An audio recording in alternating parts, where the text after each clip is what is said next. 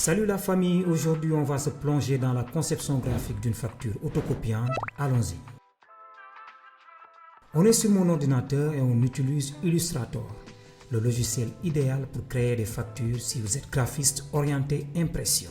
Les formats les plus utilisés pour les factures sont le format A5 14,8 cm sur 21 cm et le format A4 21 cm sur 29,7.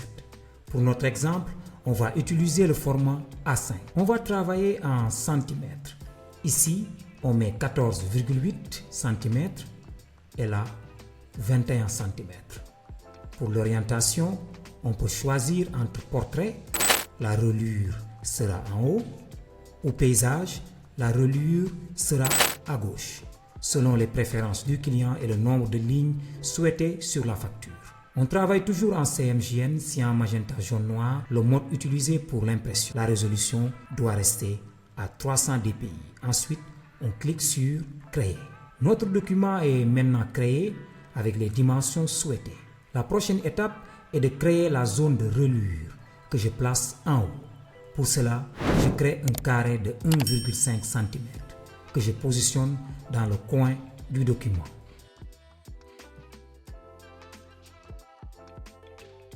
Puis, j'active la règle avec CTRL plus R ou commande plus R sur Macintosh et je place un repère.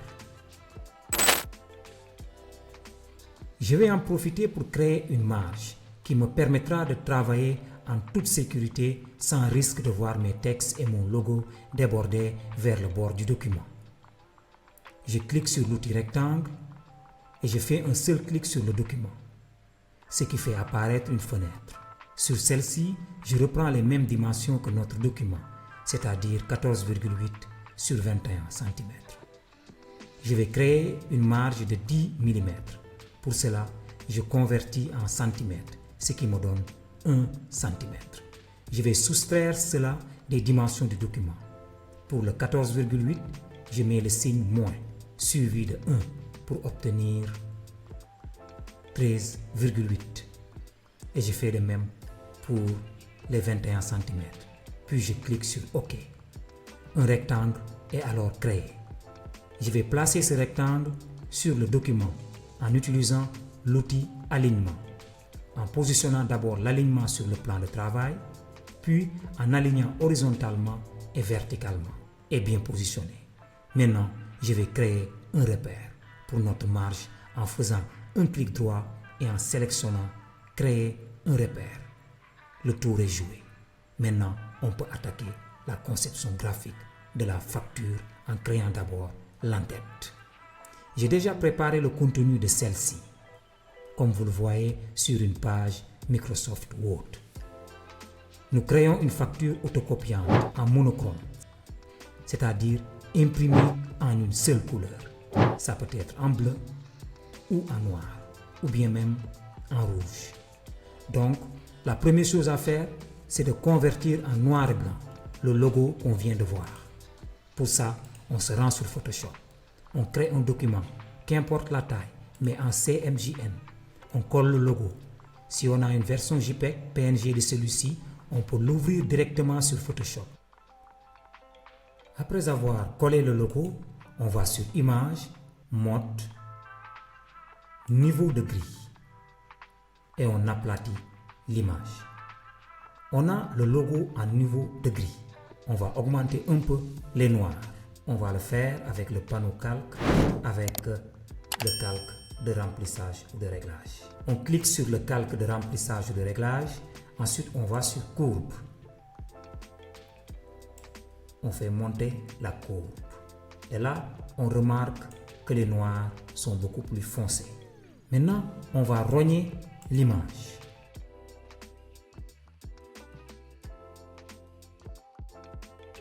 Ensuite, on valide. Ensuite, on va sur Fichier, Exporter. On va exporter en JPEG ou en PNG. On clique sur Exporter.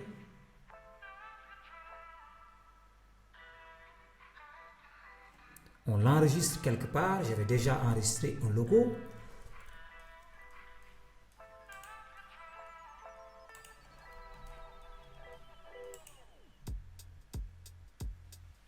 Pour créer l'entête de la facture, je vais créer un rectangle.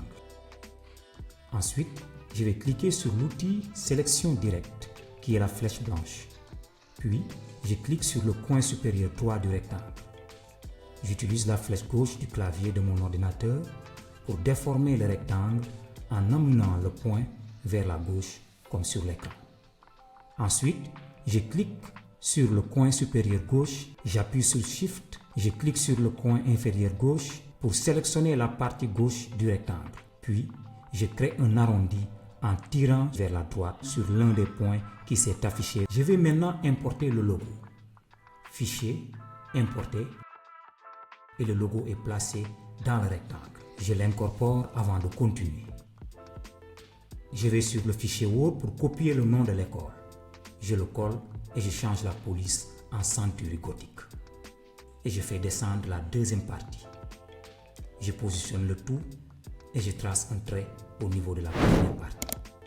Ensuite, je vais récupérer le slogan. Je crée un texte et je colle celui-ci pour ensuite le formater afin d'avoir un certain contraste sur l'ensemble du texte. Maintenant, on va dupliquer le rectangle personnalisé en appuyant sur Alt et en tirant la forme vers la droite, ce qui crée un autre rectangle.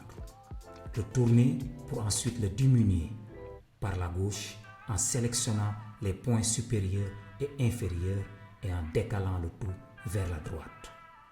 On le positionne avant d'aller chercher le texte qu'il doit recevoir.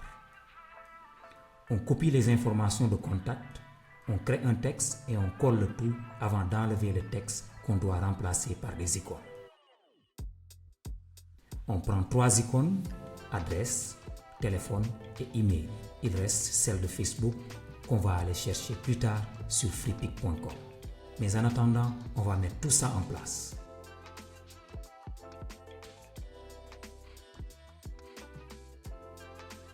C'est fait. On va aller sur Freepik pour télécharger l'icône de Facebook et la mettre à la même taille que les autres. Pour cela, il faut copier la dimension d'une icône qui est déjà à la bonne taille. J'évite de le faire à vue d'œil. On aligne et on positionne le tout avant d'attaquer le reste. On crée le titre du document. C'est une facture.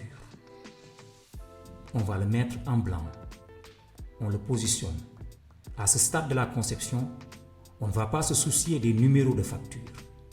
Ils seront implantés lors de l'impression à l'imprimerie. On crée la date. Avant d'aller créer l'espace réservé au nom du client, vous pouvez mettre nom du client ou juste client ou même vous laissez juste les pointillés.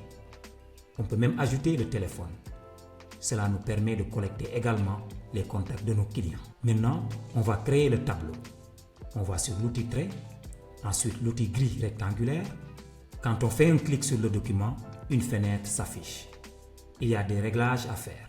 Ici, je veux avoir 4 colonnes, donc je mets 3 séparateurs verticaux. Et je veux avoir 16 lignes, je mets 15 séparateurs horizontaux. Il faut comprendre qu'au-delà des 3 séparateurs verticaux, il y a 2 autres traits qui seront créés à l'extrémité gauche et droite pour les colonnes. Pareil pour les lignes. Je clique sur OK et j'agrandis le tableau. On a nos 4 colonnes et nos 16 lignes.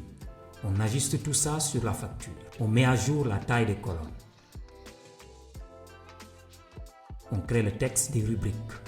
Désignation, quantité, prix unitaire, prix total. On va essayer d'écrire les rubriques en toutes lettres. Ce qui reste à faire, c'est de mettre le total. Je crée un rectangle, je vais ajuster celui-ci à ma convenance. Si je trouve que c'est bon, je crée un autre rectangle à l'intérieur du premier. On va sur Objet, Tracé, Décalage et on met moins 0,1. Un autre rectangle est créé quand on clique sur OK. On ajuste la taille et la couleur. Ensuite, on crée le texte total. Dites-vous qu'il peut arriver que le client demande qu'on lui crée une rubrique TVA. Si c'est le cas, vous mettez total, en bas TVA et en bas de TVA, vous mettez net à payer. Maintenant, on peut créer la zone où on doit écrire le montant en toutes lettres. Je mets arrêté cette présente facture à la somme de.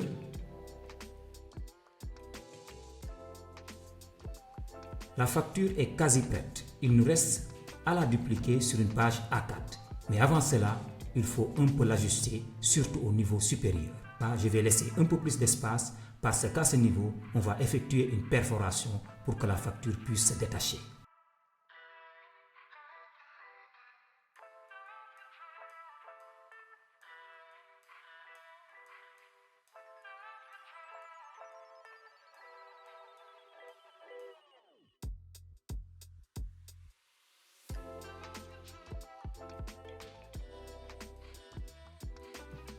La facture a été dupliquée sur une page A4. Ce qui reste à faire, c'est de l'enregistrer en PDF et de l'envoyer pour impression. J'espère que cette vidéo vous aura plu. N'hésitez pas à la partager, à commenter et surtout à vous abonner pour ne rien manquer de nos prochaines publications sur le graphisme orienté impression et les astuces de reprographie et de finition de support imprimé en impression numérique et offset. À très bientôt sur Acacia Academy.